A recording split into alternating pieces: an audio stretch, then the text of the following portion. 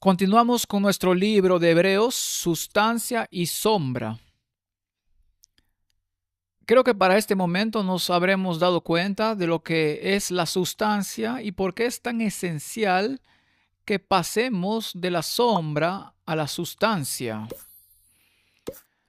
Hoy vamos a discutir el capítulo 5 y lo he titulado El autor de eterna salvación.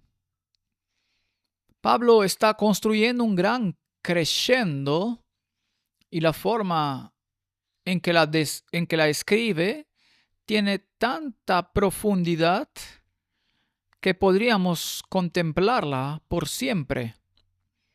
Creo que el libro de Hebreos será uno de los libros que estudiaremos con mayor detalle cuando lleguemos al cielo algún día. Pero antes de comenzar, tengamos una palabra de oración. Padre Celestial, mientras contemplamos el autor de la salvación eterna en el libro de Hebreos, oro para que estés nuevamente con nosotros, que ilumines nuestras mentes y que nos muestres joyas de tu palabra. En el nombre de Jesús, amén. El capítulo 5 de la versión King James tiene el encabezado El sacerdote humano. Hebreos 5:1, porque todo sumo sacerdote tomado de entre los hombres es constituido a favor de los hombres en lo que a Dios se refiere, para que presente ofrendas y sacrificios por los pecados. Creo que los traductores de este versículo debieron haberse sentado durante un buen rato y contemplado cómo transmitir mejor los pensamientos. Y la versión King James aquí dice: todo sumo sacerdote tomado de entre los hombres es ordenado a favor de los hombres en lo perteneciente a Dios. Esa pequeña palabra perteneciente a se agregó para dejar en claro que puede ofrecer ofrendas y sacrificios por los pecados. Ahora, en otras traducciones no lo tienen exactamente así. Si observamos la traducción de las Good News de ese versículo, leemos que todo sumo sacerdote es elegido de entre sus semejantes y designado para servir a Dios en su nombre, para ofrecer sacrificios y ofrendas por los pecados. Los matices son diferentes.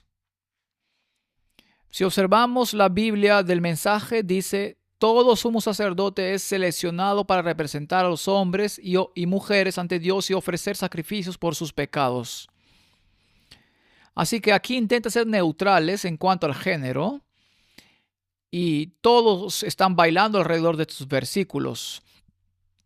Pero creo que la versión King James toma la esencia en cosas pertenecientes a Dios ofreciendo sacrificios. El versículo 2 dice: para que se muestre paciente con los ignorantes y extraviados, puesto que Él también está rodeado de debilidad. Así que Hebreos capítulo 5 nos da una idea de los atributos del sumo sacerdote o los que debería tener, pero solo encontramos completamente en Jesucristo. Por lo tanto, el sumo sacerdote tenía que tener una naturaleza compasiva, particularmente con respecto a los ignorantes. Y así fue Jesús. Vino y buscó a la gente sencilla y les dio lecciones de vida. De la misma manera, debemos emular lo que hizo Jesús. Debemos ser compasivos cuando se trata de aquellos que viven en la ignorancia, y no como los escribas y los fariseos que se jactaban por un supuesto conocimiento que tenían en comparación con los demás, cuando su conocimiento era totalmente contrario a la voluntad de Dios.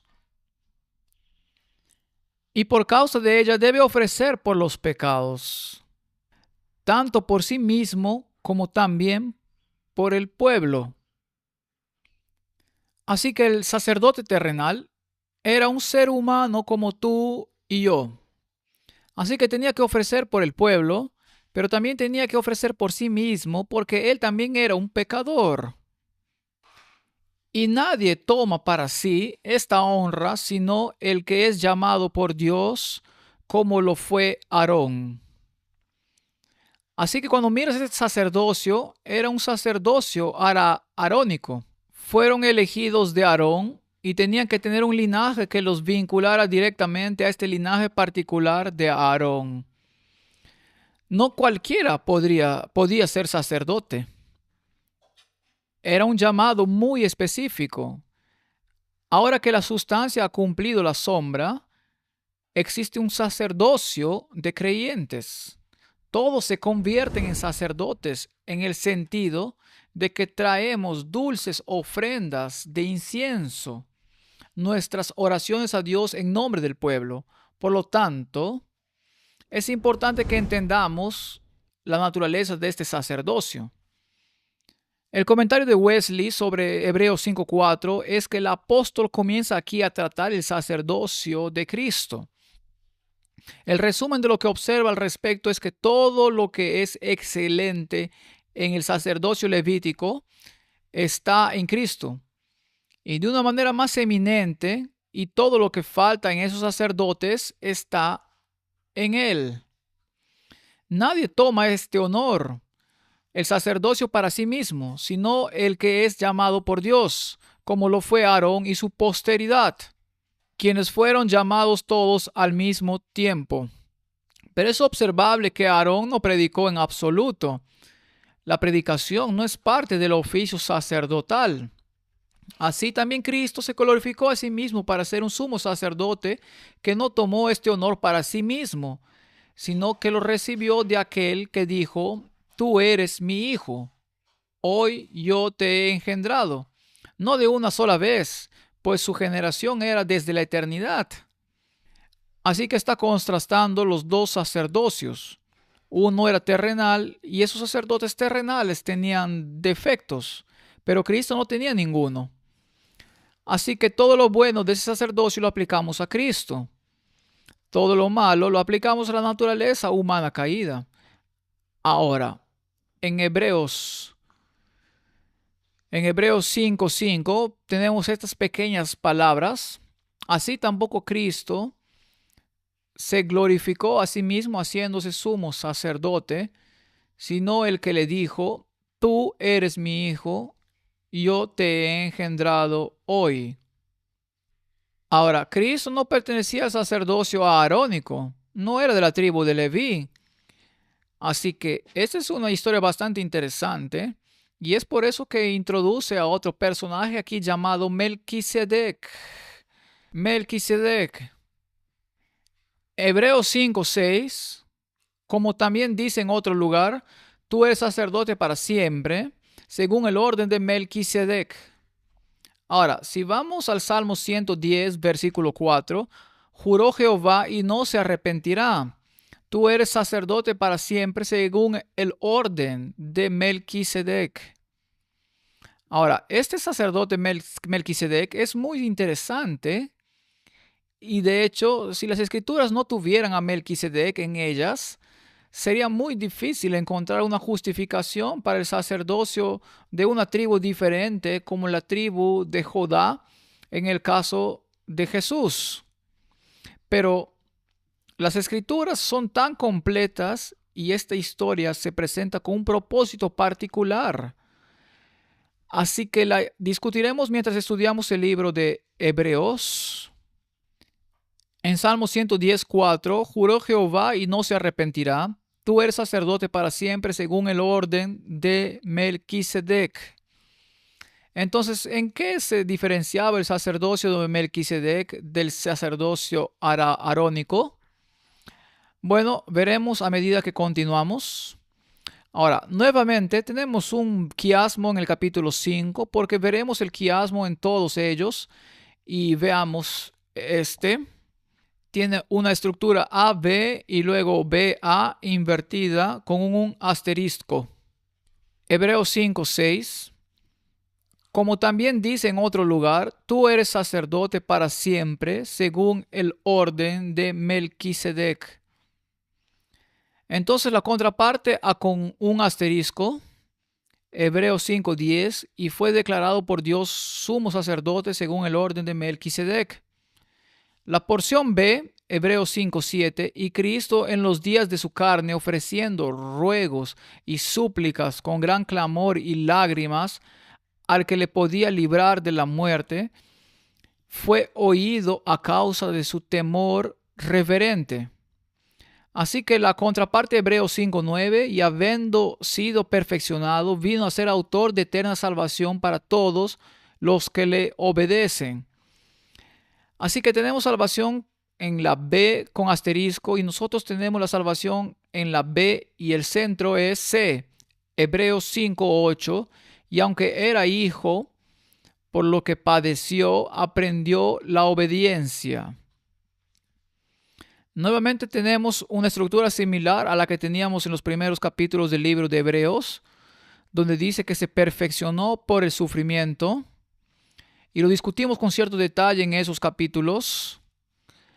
Aquí aprendió obediencia por lo que padeció, aunque fue obediente desde la fundación del mundo. Esta estructura quiástica resalta al Hijo, se centra en Jesucristo, quien fue obediente y aprendió obediencia, según este versículo, por lo que padeció. Si vamos a Génesis capítulo 14 y 18, leemos sobre Melquisedec. Entonces Melquisedec, rey de Salem y el sacerdote del Dios Altísimo, sacó pan y vino. Es interesante. Es interesante que trajera pan y vino. Y esto es exactamente lo que Jesús hizo en la última cena. Aquí hay una referencia que vincula el cuerpo y la sangre de Jesucristo con este sacerdocio que es del orden de Melquisedec. Salmos 110:4 dice: Juró Jehová y no se arrepentirá. Tú eres sacerdote para siempre según el orden de Melquisedec. Así que en el capítulo 5 Pablo nos va a hablar de este sacerdocio muy particular. Este sacerdocio de un sacerdote sufriente.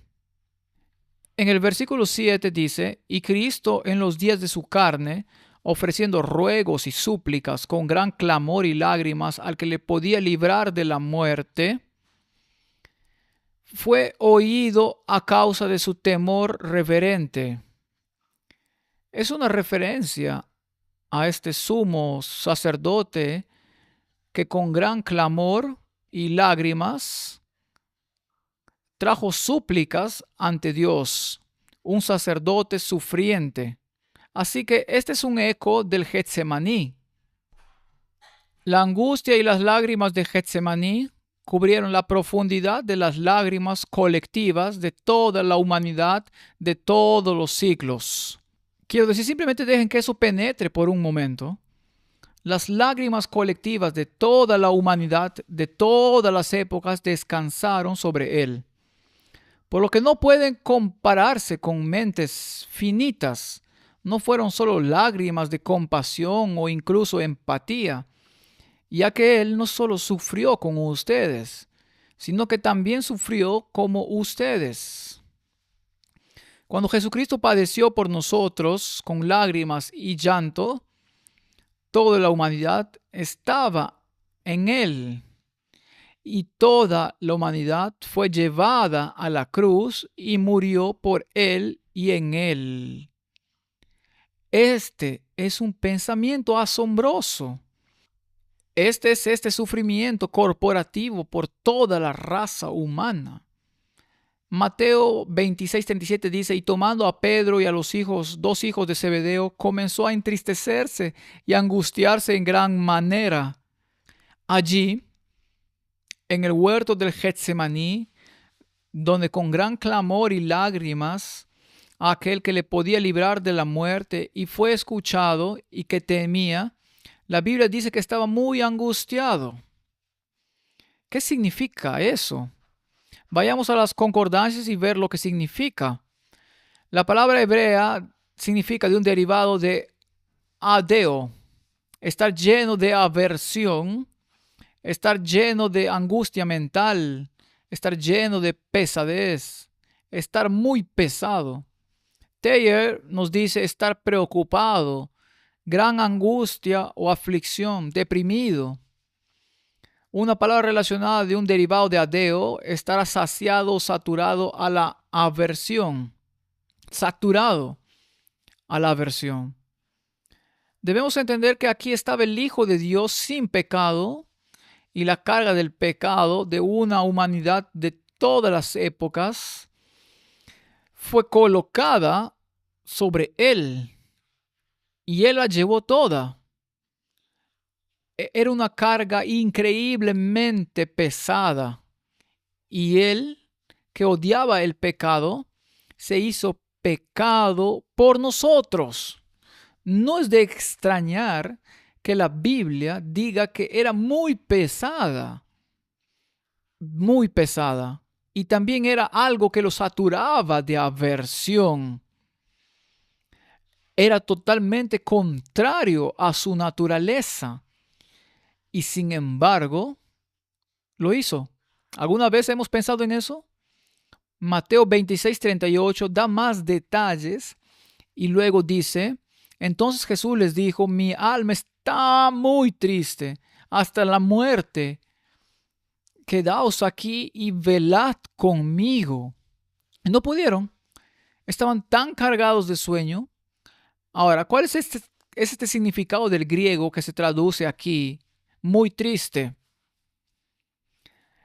Thayer nos dice, muy triste, extremadamente triste, abrumado por la tristeza, tanto como para causar la muerte.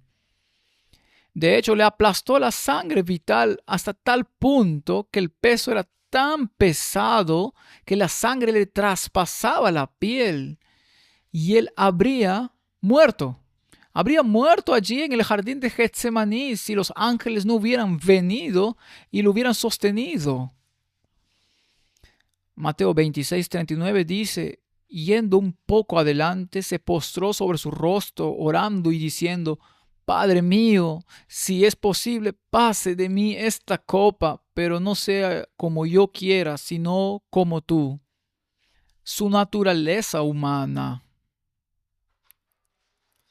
se encogió ante esta carga, pero sabía que tenía que seguir adelante con ella. No había otra manera. Si fuera posible, quitármela. Pero no había otra manera. No había otra manera de satisfacer el requisito de la justicia. Si Dios es 100% justo, entonces se debe hacer justicia. Y la paga del pecado es muerte. Por lo tanto, la muerte debe ser ejecutada. Si Dios es 100% misericordia, entonces la misericordia debe ser satisfecha y el pecador debe ser perdonado. No puedes reconciliar a aquellos excepto haciendo que la justicia siga su camino para que la misericordia pueda reinar. Marcos 14:33. Y tomó consigo a Pedro, a Jacobo y a Juan y comenzó a entristecerse y a angustiarse. Entonces, ¿a qué se refería Pablo en Hebreos capítulo 5? De nuevo, ¿qué significa entristecerse? Significa estar sumido en terror o asombro, completamente alarmado, aterrorizado, estar completamente asombrado, estar completamente anonadado, estar pasmado, estar golpeado con terror. Si pones todo eso junto, nos da una idea de lo que pasó. Estaba aterrorizado. Aterrorizado. Ahora, ¿de qué estaba aterrorizado? ¿De la muerte que iba a sufrir en la cruz? No, él era un cordero sacrificial, dispuesto como tenemos en cada diapositiva en estas presentaciones. Esto es por lo que vino a morir. En otras palabras, morir por nosotros. Entonces, ¿qué era este terror? Este terror por las consecuencias del pecado que habían creado. Así que todo el miedo y horror colectivo de todas las épocas, sentido por cada persona que alguna vez había sentido las consecuencias del pecado y se había derrumbado bajo la presión, fue puesto sobre él. Esto no fue algo que salió de él. Esto es algo que fue inducido en él porque voluntariamente lo tomó sobre sí mismo. Lucas 22:44 dice, y estando en agonía, oraba más intensamente, y era su sudor como grandes gotas de sangre que caían hasta la tierra. No creo que nadie pueda siquiera contemplar lo que pasó el Hijo de Dios en ese momento en el huerto de Getsemaní. Hebreos 5:8 continúa y dice, y aunque era hijo por lo que padeció, aprendió la obediencia. Aprendió la obediencia. En otras palabras, cuando esta carga fue puesta sobre él, su naturaleza humana, que era sin pecado, dijo, si es posible, quítame esta carga. Si es posible, pero no fue posible. Así que aprendió la obediencia. En otras palabras, se sometió en obediencia y sufrió las consecuencias de tu pecado y el mío. Y luego este versículo 9, y habiendo sido perfeccionado, ¿no era perfecto antes? Sí, por supuesto que era perfecto antes, pero ahora, ¿cuánto más podemos proclamar su perfección en que voluntariamente llevó esta carga y vino a ser autor de eterna salvación para todos los que le obedecen? Ahora, este versículo es tan contrario a lo que mucha gente cree en el mundo.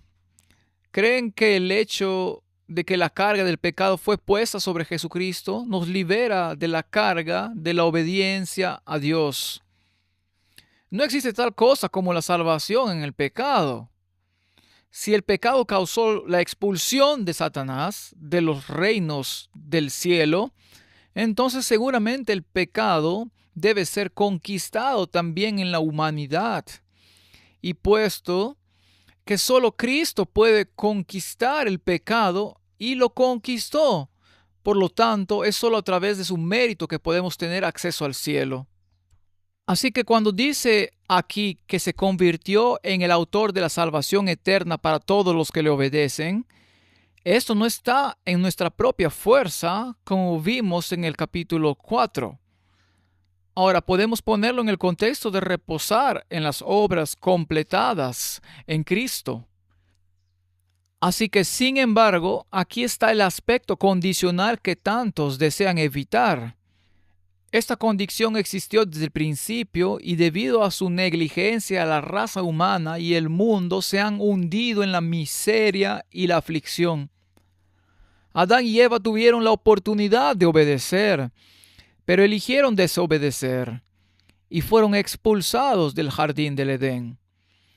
Así como el diablo había sido expulsado del reino celestial, así también Adán y Eva fueron expulsados del jardín del Edén. Y si queremos tener acceso al jardín del Edén y acceder de regreso al reino celestial, entonces debemos ser obedientes a los preceptos de Dios. Y como somos débiles en la carne, Dios se ha dignado ser nuestra justicia y obrar las obras de justicia en nosotros. Por eso los versículos 7 y 8 hablan de su sufrimiento que lo calificó para ser el sacrificio perfecto y autor de la salvación eterna. Este sufrimiento no se refiere a la cruz. Ese fue el sacrificio. Esa fue la expiación que nos salvó del pecado, sino que se refiere a la angustia mental causada por presenciar y lidiar con las consecuencias que el pecado había forjado. la aflicción humana, el sufrimiento de todas las épocas, así como la dureza del corazón que rechazó al único que podía salvarlos. Aquí en el jardín de Getsemaní, Él no fue el sacrificio, Él fue el que se convirtió en el portador del pecado y tomó el sufrimiento sobre sí mismo. Así que no podemos medir las profundidades de su amor o el terrible costo del plan de salvación. No hay una línea lo suficientemente larga para medirlo, pero podemos aceptarlo con gratitud por fe. La copa no le fue quitada, sino que un ángel fue enviado para fortalecerlo para que pudiera soportarla. ¿Por qué un ángel? Porque no había una voz humana que lo consolara, o que incluso fuera capaz de discernir la magnitud de los eventos que estaban desplegándose ante ellos. Su espíritu se inclinó bajo el peso, el dolor del mundo entero a través de los siglos que descansaba sobre él.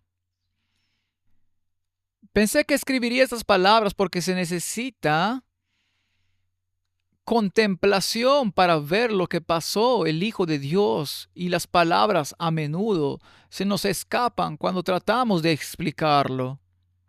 Este es mi débil intento de tratar de captar solo un grano de lo que realmente ocurrió allí. Getsemaní no era el altar, sino un camino hacia él. Su agonía no fue el miedo a la cruz, porque incluso los mártires fueron al cadalso con alegría, pero fue por el dolor y sufrimiento colectivo de un mundo condenado por las consecuencias del pecado. Sintió el peso del pecado como ningún humano puede. No rehuyó la muerte en la cruz. Solo piensa en esto. Él, en realidad siendo Dios, nutrió la semilla y el retoño que crecería en el árbol que soportaría su brazo extendido. ¿No es tan asombroso cuando lo piensas? Él es el autor de la vida. Él es el sustentador de todas las cosas. Él debe haber sabido que esa semilla estaba en la tierra. Él podría haberlo aplastado, así que no habría habido árbol para el cual colgarlo, pero Él la nutrió y la dejó crecer. No había otra manera para que la justicia y la misericordia se besaran. Requería que Él, el autor de la vida, tuviera que sufrir la pena de muerte. Este es el Salvador sufriente. En el Salmos 22:6 encontramos un eco de sus sentimientos. Es un salmo mesiánico, y en la tipología leemos aquí aplicándolo a lo que Cristo sintió. Mas yo soy gusano y no hombre, oprobio de los hombres y despreciado del pueblo.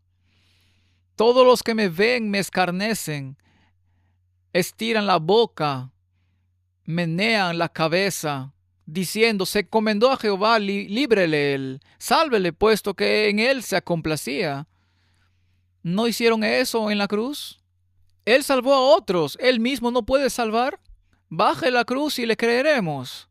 Se burlaron, y él dijo: mas yo soy gusano y no hombre, oprobio de los hombres y despreciado del pueblo. Es una historia muy triste este plan de salvación.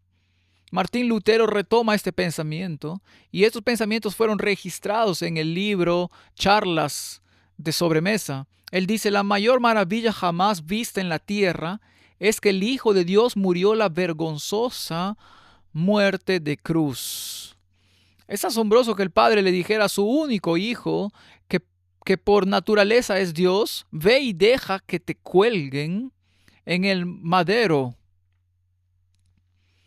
El amor del Padre Eterno fue inmesurablemente mayor hacia su Hijo único que el amor de Abraham hacia Isaac. Porque el Padre testifica desde el cielo: este es mi Hijo amado en quien tengo complacencia. Sin embargo, fue desechado tan lamentablemente como un gusano, escarnio de los hombres y marginado del pueblo. Ante esto, el entendimiento ciego del hombre tropieza y dice: ¿este es el Hijo único del Padre Eterno? ¿Cómo entonces lo trata tan despiadadamente? Se mostró más bondadoso con Caifás, Herodes y Pilato que hacia su Hijo unigénico. Pero para nosotros, los verdaderos cristianos, y aquí viene el quid de la cuestión, es el mayor consuelo, porque en ello reconocemos que el misericordioso Señor Dios y Padre amó tanto a los pobres del mundo condenado, que no escatimó ni a su Hijo único, sino que lo entregó por todos, para que todo aquel que en él cree no se pierda, mas tenga vida eterna. A veces puedo sentarme y preguntarme cómo debió pensar Martín Lutero sobre estas cosas cuando tuvo que traducir dolorosamente todos estos pensamientos al idioma alemán, y cómo contempló lo que sucedió allí, cómo lo transformó y lo cambió. Y cuando finalmente lo cambió, cómo la ira y el odio del mundo se dirigieron hacia él, tal como se había dirigido hacia el Hijo de Dios. Y cualquiera que entienda este tema, incluso remotamente, será perseguido. Así que si observamos este tema de la ley y la expiación, leemos en Mensajes Selectos, tomo 1, solo los que reconocen las demandas válidas de la ley moral pueden explicar la naturaleza de la expiación. Esa es una declaración bastante importante. Cristo vino para mediar entre Dios y el hombre, para hacer al hombre uno con Dios, poniéndolo en obediencia a la ley divina. No había poder en la ley para perdonar a su transgresión. Solo Jesús podía pagar la deuda del pecador. Pero el hecho de que Jesús haya pagado la deuda del pecador arrepentido no le da a él licencia para continuar transgrediendo la ley de Dios, sino que debe de allí en adelante vivir en obediencia a esa ley. La salvación es para todos los que le obedecen en su poder. Romanos 3:31. Luego por la fe invalidamos la ley. En ninguna manera, sino que confirmamos la ley. Esto es bíblico. Y si leyéramos de causa a efecto, entenderíamos estos asuntos. ¿Por qué moriría Jesús? ¿Por qué moriría? Si tuviera poder para abolir la ley, entonces no habría habido transgresión y no habría sido necesario que muriera. El hecho de que Él murió y pagó el precio significa que la ley es inmutable, permanece, no puede ser movida, y la justicia demanda la muerte, y Cristo estaba dispuesto a pagarla, porque la ley no podía ser quitada. Luego por la fe invalidamos la ley. En ninguna manera, sino que confirmamos la ley. Entendemos cuál es el problema. Así que solo aquellos que reconocen las exigencias vinculantes de la ley moral pueden explicar la naturaleza de la expiación. Si estás tratando de decir que Jesús solo vino a apaciguar la ira de Dios siendo un buen compañero aquí en esta tierra, incluso hasta el punto de la muerte, entonces te has perdido todo el plan. Te has perdido el conflicto entre el bien y el mal. La ley es el problema que llevó a la caída de Satanás. Él era un querubín protector. Se paraba sobre el propiciatorio, miraba hacia abajo, hacia la ley de Dios, y se rebeló contra ella. Así que, habiendo experimentado el dolor colectivo de todos los tiempos, solo Él puede consolar a todos los que acuden a Él en busca de consuelo. Isaías 41 dice: consolaos, consolaos, pueblo mío, dice vuestro Dios. Isaías 51:3 dice: ciertamente consolará Jehová a Sión, consolará todas sus soledades, y cambiará su desierto en paraíso, y su soledad en huerto de Jehová.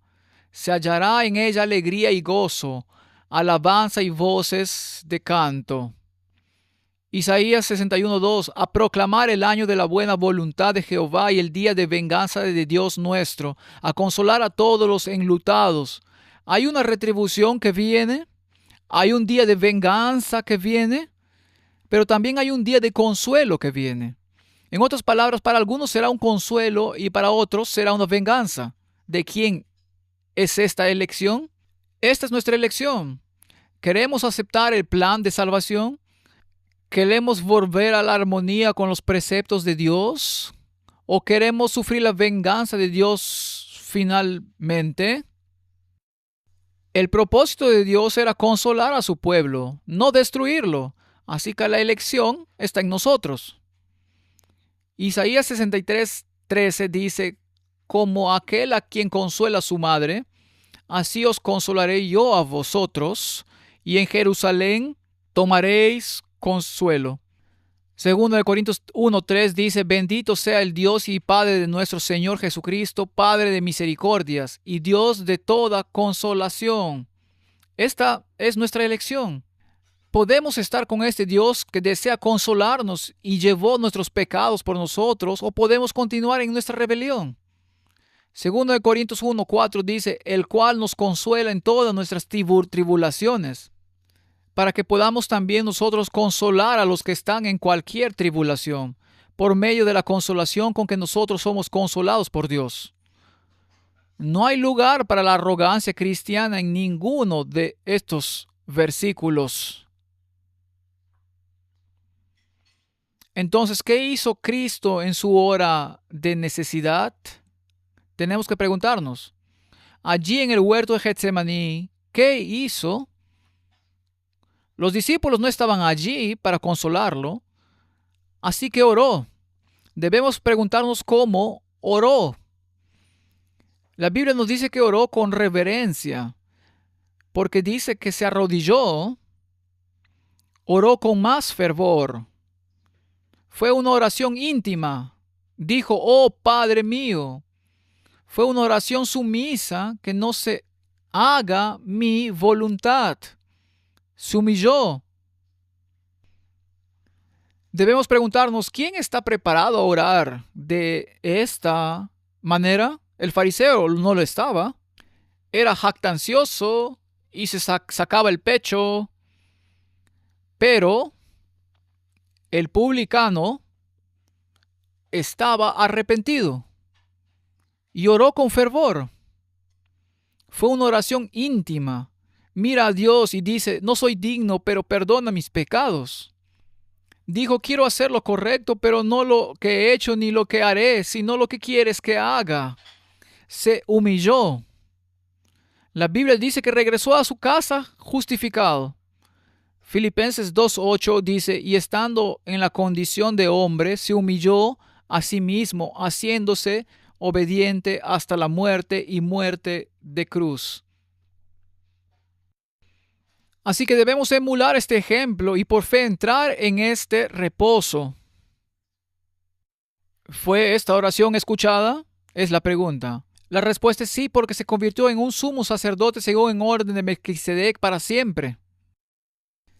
Hebreos 5:10 dice: y fue declarado por Dios sumo sacerdote según el orden de Melquisedec.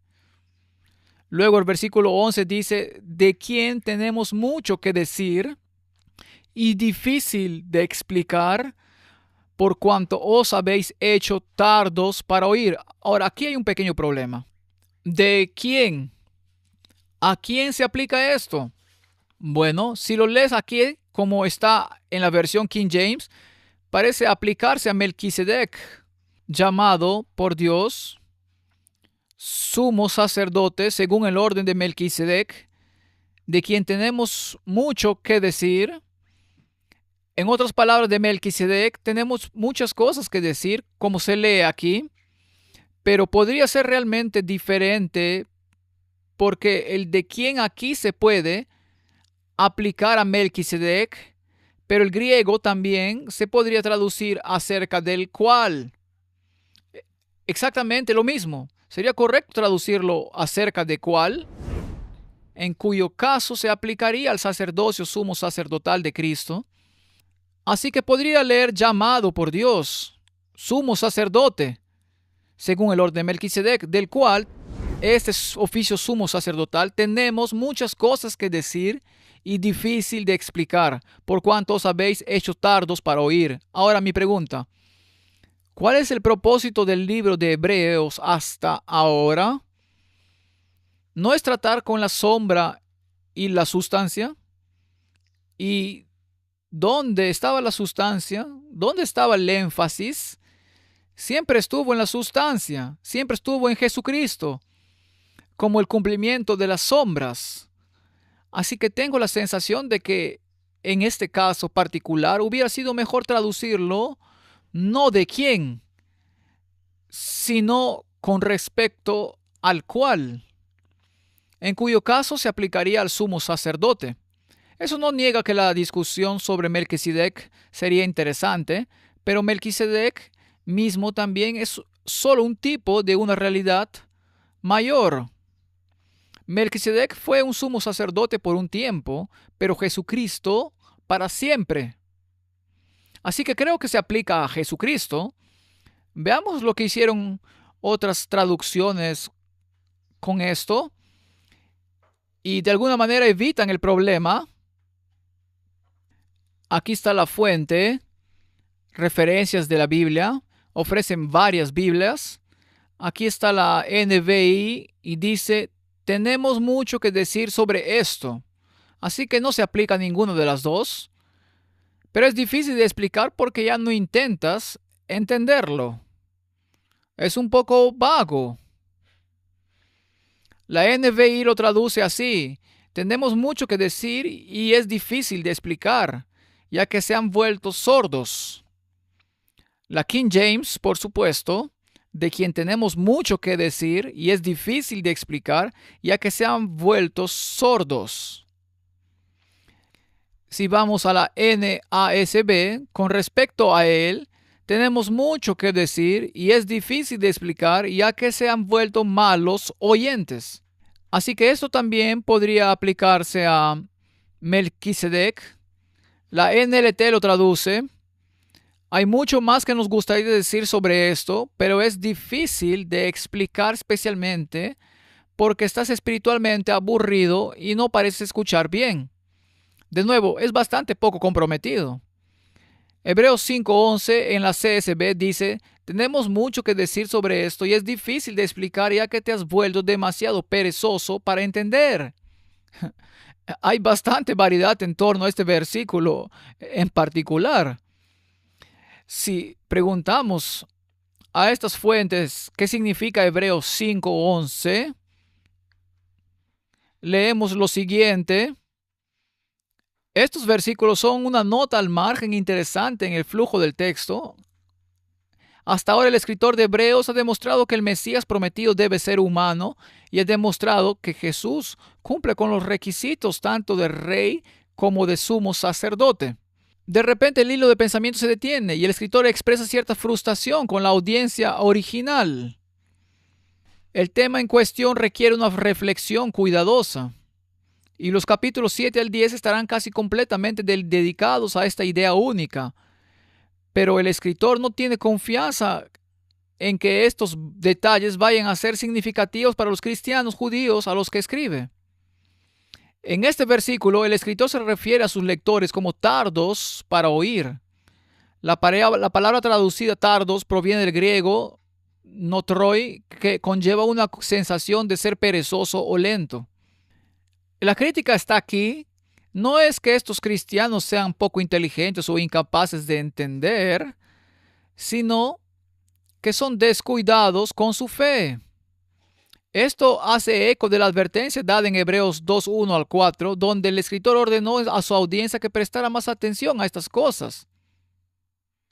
Así que esto es lo que está escrito sobre este versículo, porque cuando intentes entender el versículo puedes obtener información de muchas fuentes. He llegado a la conclusión de que lo que les impedía escuchar y entender tiene que ver con el tema general del libro de Hebreos, sombra y sustancia. Y la sustancia siempre es Jesucristo. En otras palabras, eran torpes para entender el significado exacto del ministerio de Cristo, que resultó ser del orden de Melquisedec. Pero ese no es el tema central. El tema central es el sacerdocio de Cristo, entenderlo en su plenitud. Y Si Pablo decía que eran tardos para oír y para entender, ¿cuánto más debería aplicarse eso hoy? ¿Cuál es el problema con el sacerdocio de Jesucristo? ¿Lo reconocen las religiones del mundo? La respuesta es no. Incluso la religión cristiana lo reconoce. Bueno, ciertas partes de ella dicen que no. Pongamos un sacerdote terrenal en su lugar porque no entendemos esto, porque somos tardos para oír y no queremos entenderlo. ¿Y el mundo protestante qué es lo que ha hecho? Bueno, hagamos un compromiso con aquellos que no lo ven como lo ve la Biblia. Es un caos ahí afuera. Así que continuamos con la historia y veamos a dónde nos lleva. Melquisedec es mencionado 9 veces en el libro de Hebreos, 2 veces en el capítulo 5, y hemos leído ambos casos, una vez en el capítulo 6 y 6 veces en el capítulo 7. Así que se le menciona en el Antiguo Testamento en Génesis 14, 18 al 20, y se le menciona en Salmos 110, 4, y estoy muy agradecido de que se le mencione allí, porque siente el precedente para el sacerdocio antitípico de Melquisedec, que está en Jesucristo. Y por lo tanto, debido a la genealogía que se menciona en términos de Melquisedec, se aplica aún más a Jesucristo. Pero solo el libro de Hebreos en el Nuevo Testamento habla de Melquisedec, y lo discutiremos con más detalle en el capítulo 7, porque, bueno, se le menciona 6 veces en el capítulo 7, así que también podríamos discutirlo allí. Así que pospondremos esa discusión para un poco más adelante. Es interesante que las 9 veces que se hace referencia a Melquisedec ocurren todas en el libro de Hebreos. Por lo que el libro de Hebreos es absolutamente fundamental para comprender cómo este sacerdocio se transfirió del sistema levítico al sacerdocio eterno en Jesucristo. Pero trataremos eso en el capítulo 7. Continuemos con Hebreos capítulo 5, 12, porque debiendo ser ya maestros, después de tanto tiempo, tenéis necesidad de que se os vuelva a enseñar cuáles son los primeros rudimientos de la palabra de Dios. Y habéis llegado a ser tales que tenéis necesidad de leche y no de alimento sólido. ¿Cuál era el problema? El problema era que los primeros cristianos que habían abrazado el cristianismo eran judíos y fueron criados arraigados, tan arraigados en su religión de sombra y en sus tipos, que lucharon por poner el antitipo en su lugar correcto. Y si observamos a esos primeros cristianos y los argumentos sobre la circuncisión y si era necesaria o no, o si todos esos sistemas de sacrificios eran necesarios, no lucharon con eso, ni siquiera los discípulos lucharon con eso. No reprendió Pablo a Pedro cuando se trató de confundir la sombra con la sustancia. No acusó a Santiago de confundir a la gente en cuanto a la sombra y la sustancia. No es sorprendente que tuvieran dificultades con este asunto. Si no luchamos con él y tratamos de entenderlo, caeremos en la misma trampa. Porque debiendo ser ya maestros, debemos saber estas cosas. Tenéis necesidad de que se os vuelva a enseñar cuáles son los primeros rudimentos de la palabra de Dios. El primer principio de los oráculos de Dios, de las enseñanzas de Dios, es que la salvación está en Cristo y solo en Cristo. Y habéis llegado a ser tales que tenéis necesidad de leche y no de alimento sólido. ¿Estamos confundiendo el asunto? ¿Cuánto más se aplica eso al tiempo en el que vivimos? El versículo 13 dice: y todo aquel que participa de la leche es inexperto en la palabra de justicia, porque es niño. Pero el alimento sólido es para los que han alcanzado madurez, para los que por el uso tienen todos los sentidos ejercitados en el discernimiento del bien y del mal. ¿De dónde obtenemos este discernimiento? ¿Cómo obtenemos este discernimiento que nos puede hacer capaces de consumir alimento sólido y poder permanecer como la aguja al polo a un principio? Aquí en esta palabra. Tienes que estudiar los capítulos 5, 6 y 7 y de Génesis a Apocalipsis para poder entender estos temas. Son los primeros principios de los oráculos de Dios. Deja de lado esta palabra y estás a la deriva en un mar sin rumbo. Por eso necesitamos que nuestros sentidos se ejerciten para discernir tanto el bien como el mal. Y la única manera de ejercitarlos es estudiando la palabra de Dios, no consumiendo alimentos predigeridos de nadie, a menos que sepamos que lo que una persona, un predicador o un llamado sacerdote está diciendo está en armonía con la palabra de Dios. No podemos consumirla. Así que en el tiempo que vivimos necesitamos entender los principios del plan de salvación. También necesitamos entender el tema de la gran controversia para no ser arrastrados por la corriente de desinformación. Satanás ha logrado engañar a la humanidad para que acepte el bronce por oro y lo presente como los oráculos de Dios. Necesitamos ejercitar nuestros sentidos para discernir tanto el bien como el mal. En 1 Tesalonicenses 5:6, por tanto no durmamos como los demás, sino velemos y seamos sobrios. El versículo 8 dice, pero nosotros que somos del día, seamos sobrios, habiéndonos vestidos con la corona de fe y de amor, y con la esperanza de la salvación como yelmo. 1 Pedro 5:8 también nos llama a ser sobrios, a estar vigilantes, porque vuestro adversario el diablo anda como león rugiente buscando a quien devorar.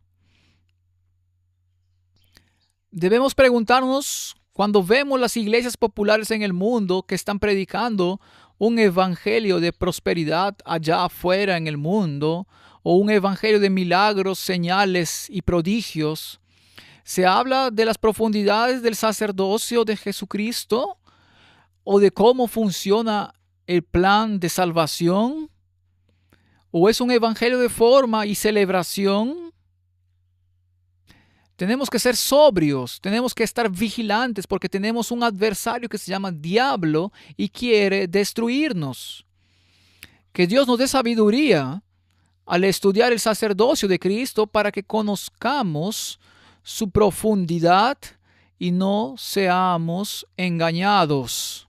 Y regresemos a la leche cuando deberíamos estar ocupados con la sustancia, con comida sólida. Que Dios nos dé sabiduría para retratar y presentar a Jesucristo como el único Salvador del mundo, el único sacerdote que nos da acceso al trono de la gracia. Oremos. Padre Celestial, gracias por un sacerdote compasivo. Gracias por un sacerdote que sufrió en mi lugar. Gracias por un sacerdote que llevó mi pecado hasta que sacó la sangre vital de él. Gracias por un sacerdote que estaba dispuesto a morir por los pecados de la humanidad. Y gracias por un sacerdote que quiere restaurar a la humanidad para que podamos estar ante el resplandor de la gloria del Padre. Bendícenos al estudiar más para tratar de profundizar en la riqueza de tu palabra. Y danos gemas de tu palabra. En el nombre de Jesús. Amén.